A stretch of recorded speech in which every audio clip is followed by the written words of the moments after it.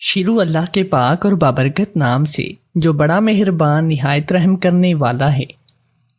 آڑو کھانے سے نظر تیز ہوتی ہے، انگور کا رس پینے سے دل کی بیماریاں ختم ہوتی ہیں، تربوز کھانے سے جسم کی جلد تر و تازہ رہتی ہے، پیاس زیادہ لگتی ہو تو اسٹرابری کھائیں، اس سے پیاس کم لگے گی۔ فریج کی برف استعمال کرنے سے کینسر کی بیماری نہیں ہوتی، پانی ابال کر پینے سے بال نہیں جھڑتے، گرم کھانا کھانے سے دانتوں پر کالے نشان پڑ جاتے ہیں، زمین پر لیٹنے سے کمر درد میں آرام ملتا ہے، دہی میں بادام ڈال کر کھانے سے مردانہ کمزوری دور ہوتی ہے، چائے میں لہسن ڈال کر کھانے سے چہرے کی جھریاں ختم ہو جاتی ہیں، آگ کے دھوئیں پر بیٹھنے سے دماغ کی بیماری ہو جاتی ہے، گیس کی آگ پر چائے بنا کر پینے سے کینسر کی بیماری ختم ہوتی ہے، بازار کا جوس استعمال کرنے سے منہ میں چھالے پڑ جاتے ہیں، کوے کو روٹی ڈالنے سے کوما کی بیماری نہیں آتی، صبح کا ناشتہ انڈے کے ساتھ کرنے سے بال کالے ہوتے ہیں، منہ میں مصری کی ڈلی رکھ کر چوسنے سے کھانسی رک جاتی ہے، شہد گرم کر کے اس میں لیمو ڈال کر چاٹنے سے رنگ نکھرتا ہے، الٹے قدم چلنے سے بھولی ہوئی چیزیں یاد آتی ہیں، گڑ کا شربت بنا کر پینے سے دودھ بڑھ جاتا ہے، کدو کا حلوہ بنا کر کھانے سے چھاتیاں بڑی ہوتی ہیں، غسل کیے بنا کھانا کھانے سے بواسیر کی بیماری ہو جاتی ہے، بھوکے پیٹ اسکول جانے سے سبق جلدی یاد آتا ہے، کانچ کے برتن میں کھانا کھانے سے گردے کی پتھری پیدا ہوتی ہے، نہارمو تربوز کھانے سے رنگ سرخ ہوتا ہے، چائے میں گڑ کا استعمال کرنے سے شوگر ختم ہوتی ہے، سبز چائے پینے سے چہرے کی جھریاں ختم ہوتی ہیں، لیمو پانی پینے سے بڑا ہوا پیٹ کم ہو جاتا ہے، چاول کھاتے وقت درمیان میں پانی پینے سے موٹاپا آتا ہے، ناشتہ مکھن کے ساتھ کرنے سے لٹکی ہوئی چھاتی ٹائٹ ہو جاتی ہے، سیب کھانے سے رات کو بار بار پیشاب آنا بند ہو جاتا ہے، دودھ کی کچی لسی بنا کر پینے سے اسے دل کا دورہ نہیں پڑتا، پکا ہوا آم کھانے سے خون پیدا ہوتا ہے، بکرے کی کلیجی کھانے سے دل کو طاقت ملتی ہے، مکھن گرم کر کے چھاتیوں کی مالش کرنے سے چھاتیاں نرم اور ملائم ہو جاتی ہیں، اگر منہ میں چھالے ہوں تو آلو بخارے کا جوس نکال کر پیا کرو، سورج مکھی کے تیل سے سر کی مالش کرنے سے بال لمبے ہوتے ہیں، اجوائن دودھ میں ڈال کر پینے سے دماغ تیز ہوتا ہے، رات کو ادرک پانی میں ڈال کر رکھ دیا کرو اور صبح اس پانی سے منہ کو دھو لیا کرو، بڑھاپا جلدی نہیں آئے گا، گیندے کی پھول کی خوشبو سونگھنے سے سر درد میں آرام ملتا ہے، پکی ہوئی خوبانی کھانے سے گال موٹے ہوتے ہیں، چھوٹے بچے کو دودھ میں سونف ڈال کر پلایا کرو، کبھی بھی بد ہضمی کا مسئلہ نہیں ہوگا، گرم کھانا کھانے سے دماغ کمزور ہوتا ہے، باجرے کی روٹی دودھ کے ساتھ کھانے سے جسم میں طاقت آتی ہے، نمکین چاول کھانے سے گردے کی پتھری پیدا ہوتی ہے، سوجن والی جگہ پر برف کی ٹکور کرنے سے سوجن ختم ہو جاتی ہے، انار کا جوس پینے سے بال گرنا بند ہو جاتے ہیں، کدو کا سالن کھانے سے بھولنے کی بیماری ہو جاتی ہے، پانی میں نمک ڈال کر غسل کرنے سے خارش ختم ہو جاتی ہے، زیادہ چائے پینے سے یورک ایسڈ کی بیماری ہو سکتی ہے، تیز پتی والی چائے پینے سے جوڑوں میں درد ہونے لگتا ہے، نہارمو دودھ پینے سے جسمانی حصے بڑے ہوتے ہیں، گرمیاں پھلوں اور سبزیوں کے ساتھ تربوز، اس پھل میں اللہ تعالیٰ نے بہترین غذائیت، پانی، فائبر اور مردوں کے لیے انفرٹیلٹی کا علاج رکھا ہے، تربوز کو اپنے کھانے کا لازمی جز بنائیں اور وزن گھٹائیں۔ تربوز وزن کم کرنے میں انتہائی مؤثر اور معاون ہے۔ کم حرارتوں میں بہترین غذائیت پانی اور فائبر کی وجہ سے پیٹ اور نظر کی بھوک بآسانی بھر جاتی ہے۔ تربوز کو گرائنڈر کر کے اس کا جوس پئیں اور بہترین ٹھنڈک حاصل کیجیے۔ شکنجی، گرمی کے موسم میں لیمو کی شکنجی ایک نعمت ہے۔ نمک اور شکر کے ساتھ لیمو کا استعمال جسم میں نمکیات کی کمی کو پورا کرتا ہے۔ پودینے اور لیمو کا جوس، پودینے کو پانی کے ساتھ گرائنڈ کر کے لیمو کا رس شامل کریں اور ٹھنڈا مائنٹ جوس جو 5 اسٹار ہوٹلز میں سٹارٹر کے طور پر استعمال کیا جاتا ہے، جس کی قیمت 250 سے 300 روپے تک ایک گلاس ہے، جبکہ گھر میں بآسانی 4 سے 5 روپے میں بنایا جا سکتا ہے۔ پودینہ ہاضمے کے لیے اکسیر ہے۔ فالسے اور لیمو کا جوس، ٹھنڈے اور کھٹے میٹھے فالسے کا نام لیتے ہی ٹھنڈ روح تک اتر جاتی ہے۔ فالسوں کو دھو کر گرائنڈ کریں، گٹھلیاں الگ کریں اور لیمو اور شکر ڈال کر استعمال کریں۔ آم کا مشروب، آم پھلوں کا بادشاہ ہے اور پاکستان کا آم ساری دنیا میں مشہور ہے۔ کچے آم کی کیریاں ابال کر اس کو گودے کو گرائنڈ کریں، شکر شامل کریں اور لو اور گرمی کے لیے اکسیر ہے۔ رسیلے اور مزیدار پکے ہوئے آم کو دودھ کے ساتھ گرائنڈ کریں اور مزیدار ملک شیک سے لطف اندوز ہوں۔ گرمیوں کی صبح بہترین ناشتے کا بدل ہے۔ لسی، لسی دودھ کی ہو یا دہی کی، گرمیوں میں اکسیر ہے۔ خربوزہ، خربوزے کو سندھی میں گرو اور فارسی میں خربوزہ کہتے ہیں۔ گرمی کے موسم میں خربوزہ جا بجا بکتا نظر آتا ہے۔ نسبتاً سستا اور مفید پھل ہے۔ کیلشیم، پوٹاشیم، کاربوہائیڈریٹس کا بہترین خزانہ ہے۔ فائبر زیادہ ہونے کی وجہ سے قبض کشا ہے۔ پیشاب آور ہے، اس لیے پیشاب کی جملہ بیماریوں کے لیے اکسیر ہے۔ جن لوگوں کو پیشاب کا انفیکشن ہو ان کے لیے مفید ہے۔ اس کے چھلکے ابال کر پینے سے پیشاب زیادہ آتا ہے۔ گردوں کی پتھری کے لیے بہترین ہے۔ اس کے کھانے کا بہترین ٹائم 2 کھانوں کے درمیان کا وقت ہے۔ گرمیوں کی سبزیاں اور ان کے فوائد۔ کریلے، آپ ایک کریلا اور دوسرا نیم چڑھا کے مثال اکثر سنتے ہیں۔ یقین جانے کے فائدے کے اعتبار سے دونوں لاجواب ہوتے ہیں۔ 1 چمچ کریلے کا جوس صبح نہار منہ پینے سے شوگر کے مریضوں کو فائدہ ہوتا ہے۔ کریلے میں کاپر، آئرن، پوٹاشیم موجود ہوتے ہیں۔ دال بھرے کریلے ہوں یا کیما، پھر ٹماٹر، پیاز، مسالے والے کریلے بھی لاجواب ہیں۔ بھنڈی، اس کے اثرات الکائن لیس دار سبزی جس کی تاثیر بھنڈی ہے، ہر خاص و عام کو پسند ہے، گرمیوں کا خاص تحفہ ہے۔ پیشاب کی بیماری میں مبتلا افراد کے لیے یہ ایک اکسیر ہے۔ کدو، حضور صلی اللہ علیہ وآلہ وسلم کی مرغوب ترین سبزی ہے۔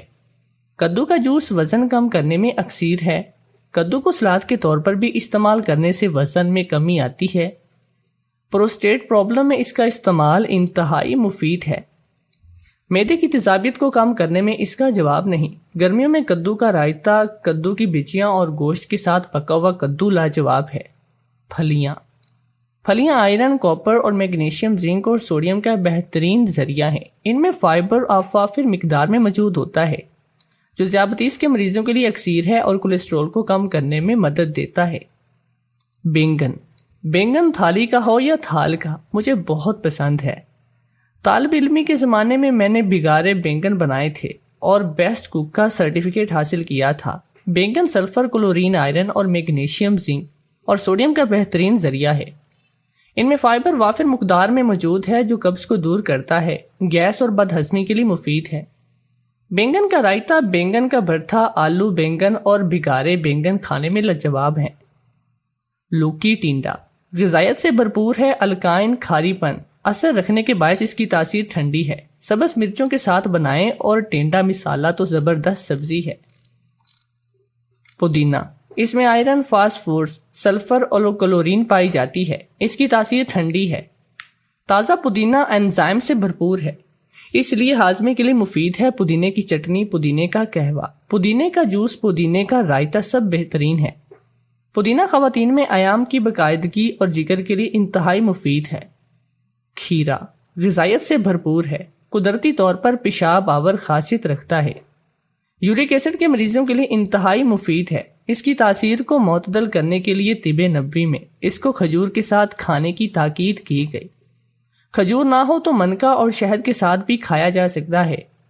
کھیرے کا سلاد کالے نمک کے ساتھ استعمال کرنے سے کھانا جلدی ہضم ہوتا ہے۔ کھیرے کا جوس اور دودھ برابر مقدار میں لے کر چہرے، گردن اور ہاتھوں پر لگائیں۔ یہ بہترین بلیچنگ ایجنٹ بھی ہے۔ کھیرے کے قطلے آنکھوں پر رکھنے سے بہترین نتائج حاصل ہوتے ہیں۔ سبزیاں حیاتین اور نمکیات کا بہترین ذریعہ ہیں۔ سبز، پیلی، اورنج اور سرخ سبزیوں میں calcium, magnesium, potassium, iron, beta carotene, ہیتائن بی کمپلیکس، حیاتین سی اور حیاتین کے وافر مقدار میں پائے جاتے ہیں۔ سبزیوں میں اینٹی آکسیڈینٹ پائے جاتے ہیں جو ہمارے جسم سے فاسد مادوں کے اخراج میں مدد دیتے ہیں۔ اس کے علاوہ کینسر سے بچاؤ کی ویکسین فراہم کرتے ہیں۔ سبزیوں میں پانی اور فائبر بھی وافر مقدار میں پایا جاتا ہے جو قبض کشا ہے اور آنتوں اور معدوں کے کینسر سے بچاتا ہے۔ گرمی اور لو سے بچنے کی احتیاطی تدابیر۔ موسم گرما کے آغاز میں درجہ حرارت بڑھ جانے سے انسانی صحت کے ساتھ ساتھ پرندے، جانور، نباتات ہر چیز متاثر ہوتی ہے۔ درجہ حرارت کے زیادتی کے باعث پسینے کا اخراج زیادہ ہوتا ہے جس کے باعث نمکیات اور پانی کی کمی ہو جاتی ہے اور لو لگنے کے خدشات بڑھ جاتے ہیں۔ اپنے روزمرہ کے معمول میں رد و بدل کر کے ہم گرمیوں میں لو لگنے اور دیگر بچاؤ سے ممکن بنا سکتے ہیں۔ گرم موسم میں پانی کا بکثرت استعمال کریں۔ کم از کم 12 سے 14 گلاس پانی استعمال کریں۔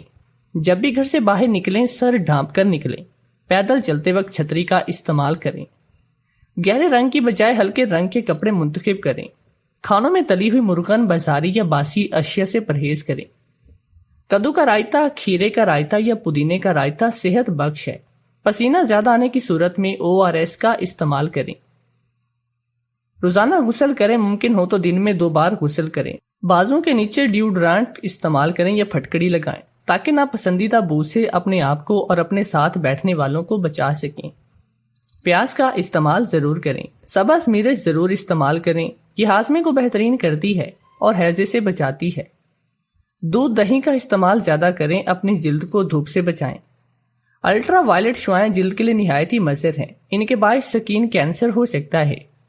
گرمیوں میں اپنی جلد کو دھوپ سے بچانے کے لیے سن بلاک استعمال کریں۔ ارکے گلاب بہترین سکین کور ہے۔ چہرے پر ارکے گلاب کا لیپ، ایلو ویرا قدرتی موئسچرائز اور قدرتی سن بلاک ہے۔ اس کا گودا چہرے پر لگائیں۔ گرمی کا استقبال کھلے دل سے کیجیے۔ اس سے بچنے کے طریقوں پر عمل کیجیے۔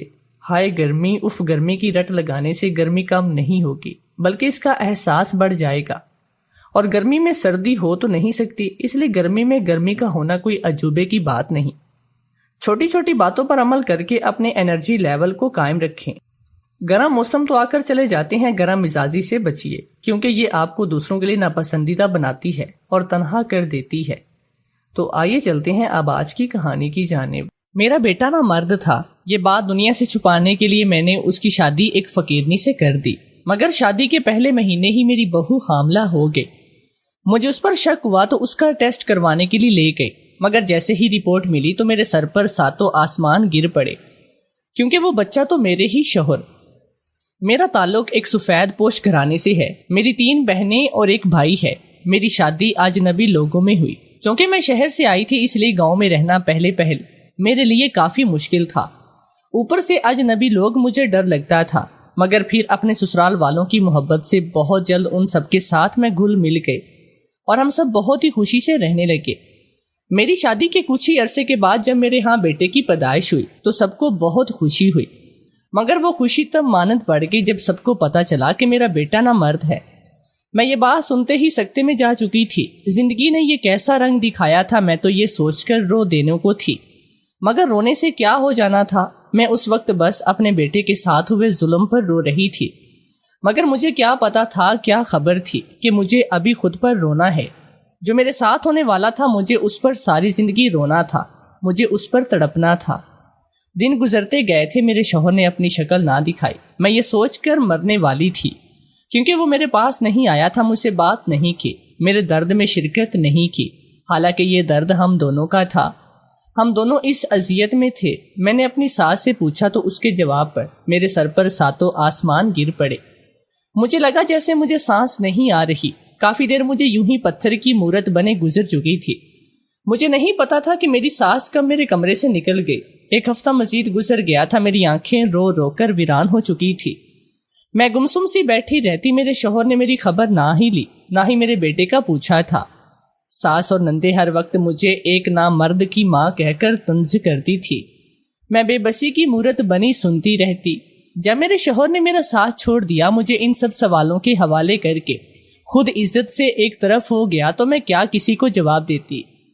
میرے شوہر نے دوسری شادی کر لی۔ یہ خبر مجھے میری ساس نے شادی کے 1 مہینے کے بعد وہ گھر واپس آیا، اسے دیکھ کر پتہ چل رہا تھا کہ اسے کسی قسم کا دکھ نہیں ہے۔ میرا شوہر حد درجہ خوش تھا اپنی دوسری شادی سے، مگر اس کی خوشی مجھے بہت ہی زیادہ اذیت دے رہی تھی۔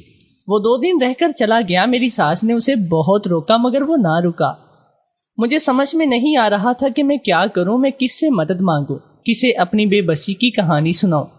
کچھ عرصے کے بعد، ابھی 4 مہینے ہی ہوئے تھے کہ اچانک مجھے وہ خبر ملی جو میرے لیے قیامت تھی۔ میں لڑکھڑاتی بچی تھی، آنسو روانی سے بہنے لگے تھے۔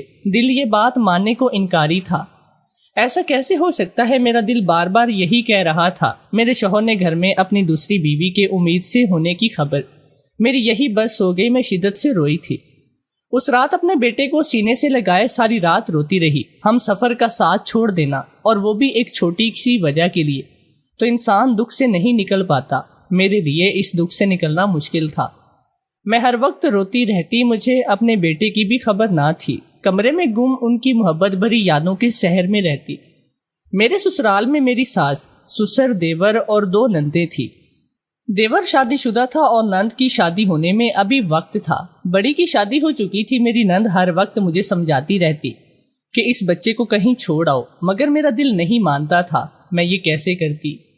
میں ماں تھی، 9 مہینے میں نے اسے اپنی کوکھ میں رکھا تھا۔ میرے لیے یہ کرنا بہت ہی مشکل تھا، یا کہا جائے ناممکن۔ میری ساس بھی مجھے اکثر یہی کہتی۔ لاکھ طریقے وہ آزما چکی تھی، مگر مجھے کچھ سمجھ میں نہیں آتا تھا۔ تو یہ ماننے کو انکار تھی۔ میں کیسے مان جاتی، کیسے دور کر دیتی اپنے وجود کے حصے کو؟ میں کسی کے حوالے کروں یا چھوڑوں؟ دنیا کی ٹھوکروں پر نہیں، ہرگز نہیں۔ اس لیے میں نے اپنے سسرال والوں کے خلاف جا کر اپنے نامرد بیٹے کی پرورش کی۔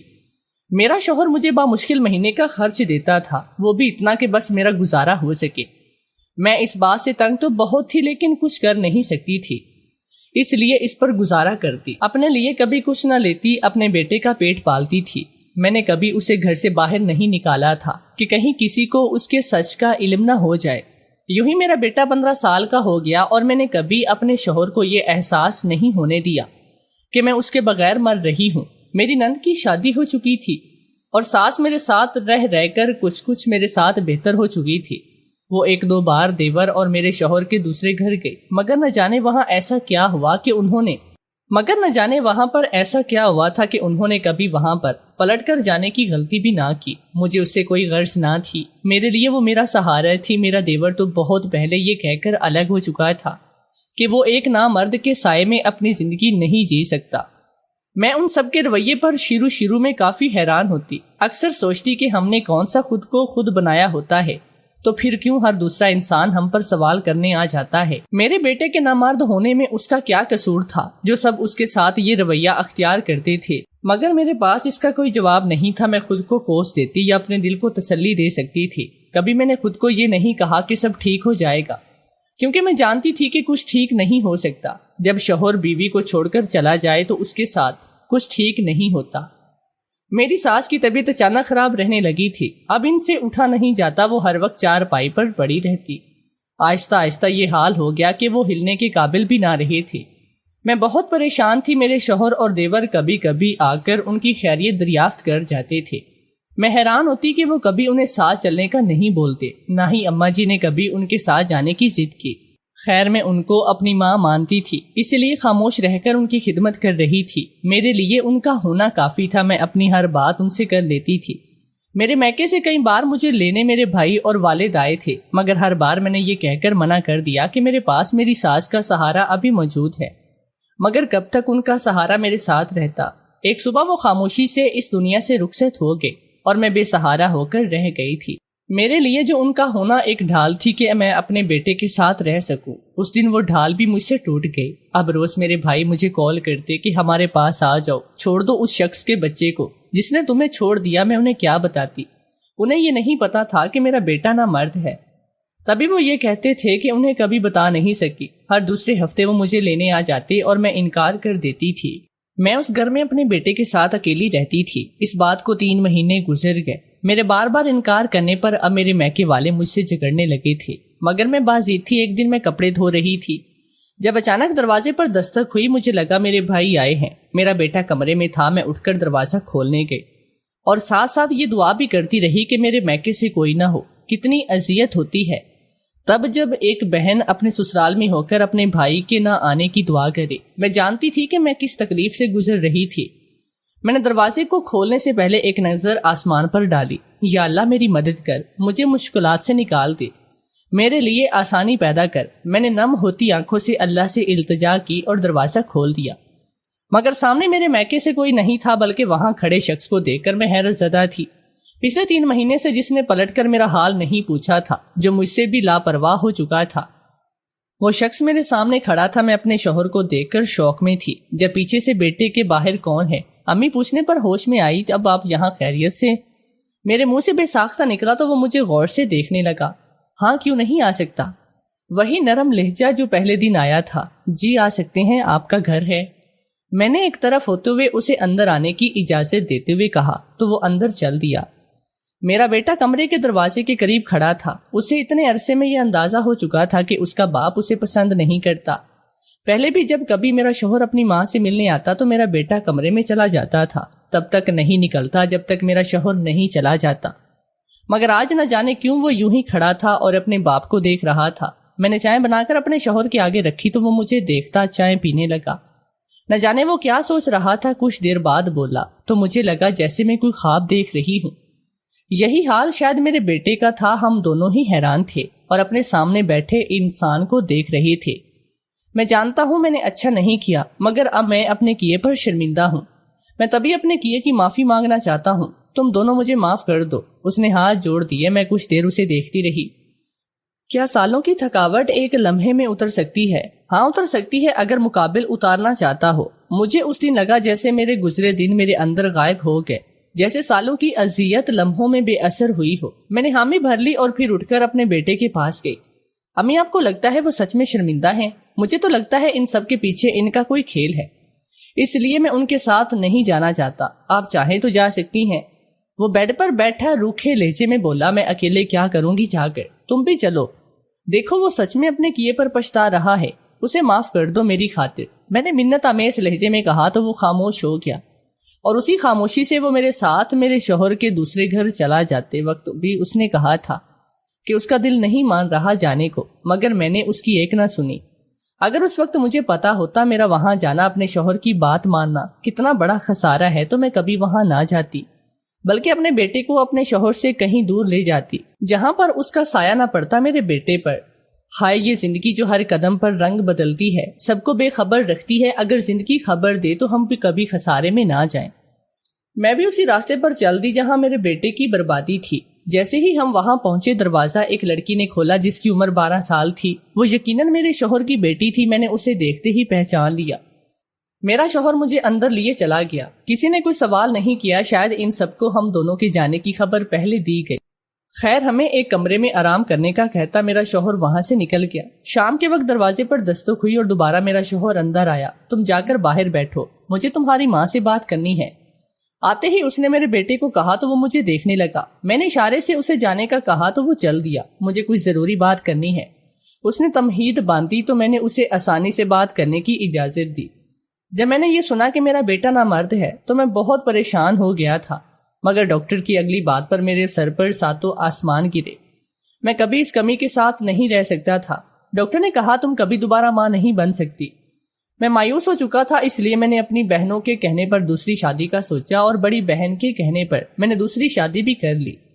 شادی کے بعد میں خوش تھا۔ میری دوسری بیوی پہلی بیوی سے زیادہ خوبصورت تھی۔ 1 مہینے بعد اس نے مجھے خوشخبری سنائی، میرے تو دل کی مراد پوری ہوئی۔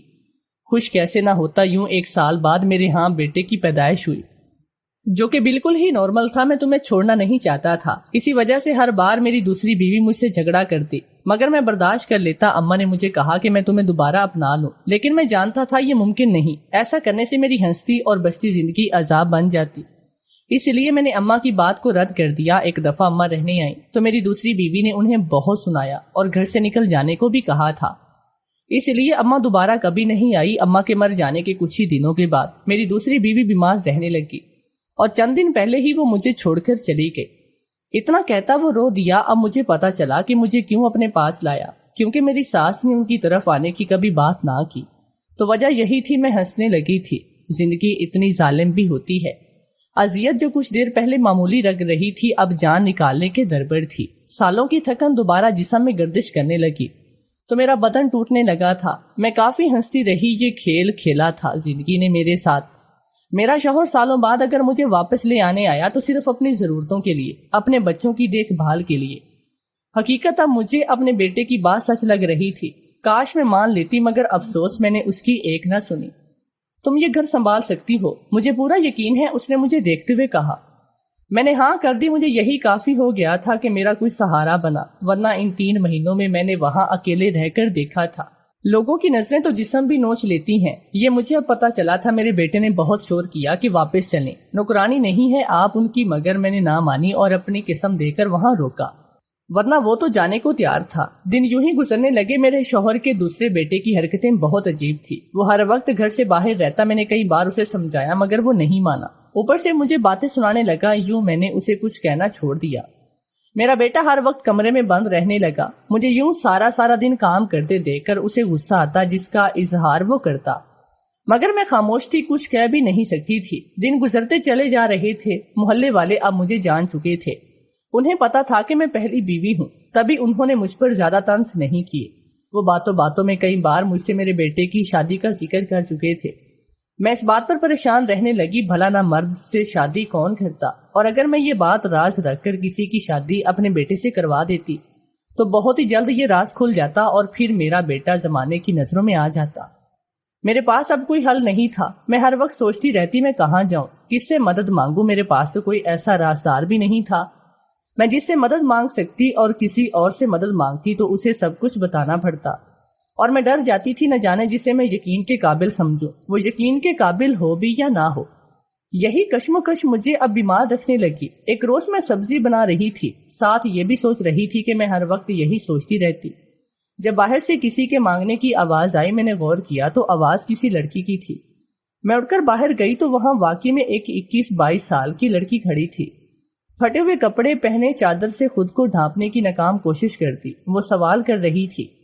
اسے دیکھتے ہی میرے دل میں اچانک خیال آیا، دماغ نے بھی اس بات پر حامی بھری۔ میں نے اس لڑکی کو اندر آنے کی دعوت دی مگر وہ نہیں مانی۔ میرے اصرار کرنے پر وہاں سے چلی گئی۔ میں نے اسے بہت پکارا مگر وہ نہ رکی۔ اگلے دن وہ دوبارہ آئے گی، میرے دل نے کہا، تو میں اسے بات کرنے کے طریقے ڈھونڈنے لگی۔ کس طرح اسے راضی کروں گی، کیا کہوں گی، یہی سوچتی رہی۔ اگلے دن توقع کے عین مطابق وہ دوپہر کو پھر آئی۔ اس بار میں گھر سے باہر نکل گئی اور بہت ہی مشکلوں سے اسے راضی کرتی اندر لائی۔ دیکھو تمہیں میں ایک بات بتاتی ہوں، میرے پاس تمہارے لیے ایک کام ہے، اگر تم وہ کرو تو یہ پھٹے ہوئے کپڑے پہننے نہیں پڑیں گے، اچھے کھانے کے ساتھ بہترین رہائش بھی ملے گی۔ میں نے اسے لالچ دیا، ایسا کون سا کام ہے، دیکھ میں پڑھی لکھی نہیں ہوں۔ اس نے ہاتھ اٹھاتے ہوئے کہا، ارے نہیں، ایسا نہیں کہوں گی، تمہیں میرے بیٹے سے شادی کرنی ہوگی۔ میرے بات سنتے ہی وہ اچھل پڑی اور جلدی سے کھڑی ہو گئی۔ کیوں کروں میں تمہارے بیٹے سے شادی؟ اس نے اچانک چونک کر کہا۔ تو میرے ساتھ کیوں کرنا چاہتی ہو اپنے بیٹے کی شادی؟ میں اس کے سوال پر ہڑبڑا گئی۔ کیونکہ میرے بیٹے کو تم پسند ہو، میں نے جلدی سے سوچتے ہوئے کہا تو وہ خاموش ہو گئے۔ دیکھو میں منہ مانگی قیمت دوں گی۔ میرے کہنے پر وہ سوچ میں پڑ گئی اور کچھ ہی دیر کے بعد وہ بات میری مان گئی۔ میں اسے لیے پارلر میں گئی، وہاں اس کے بال وغیرہ سیٹ کروائے، پھر اسے لیے شاپنگ پر گئی۔ یوں شام تک میں نے اسے بدل دیا تھا، وہ لگ ہی نہیں رہی تھی کہ وہ مانگنے والی لڑکی ہے۔ میں نے اسی شام اپنے بیٹے کا نکاح اس سے کروا دیا۔ بیٹے کو راضی تو بہت مشکل سے کیا تھا۔ محلے والوں نے 100 سوال کیے تھے جن کے جواب میں نے وہی کہا جو سوچ رکھا تھا۔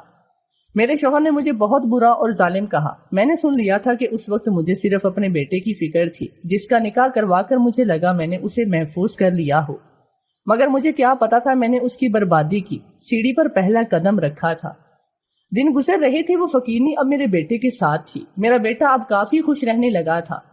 شادی کو ابھی چند ہی دن گزرے تھے کہ میری بہو کی طبیعت خراب رہنے لگی۔ میں نے سوچا بخار ہوگا، مگر نہیں، دن بدن میری سوچ غلط ہونے لگی تھی اور اب مجھے اس پر شک ہو رہا تھا جسے میں یہ کہہ کر جھٹلا رہی تھی کہ وہ کہیں باہر نہیں جاتی۔ مجھے کیا پتا تھا، سانپ تو آستین میں ہوتے ہیں، باہر تھوڑی رہتے ہیں۔ ایک دن اس کی طبیعت زیادہ خراب ہو گئی تو میں اسے ہاسپٹل لے گئی۔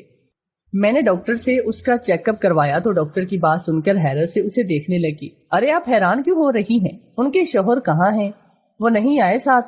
ڈاکٹر نے دوبارہ سوال کیا۔ جی وہ گھر پر ہیں، میں نے خشک گلا تر کرتے ہوئے کہا۔ او اچھا، ویسے مبارک ہو، آپ دادی بننے والی ہیں، ڈاکٹر نے پیشہ ورانہ لہجے میں کہا، جبکہ ان کی بات سن کر میرے قدموں تلے سے زمین نکل گئی۔ بھلا یہ کیسے ممکن تھا؟ میرا بیٹا تو نہ مرد تھا تو بہو امید سے کیسے؟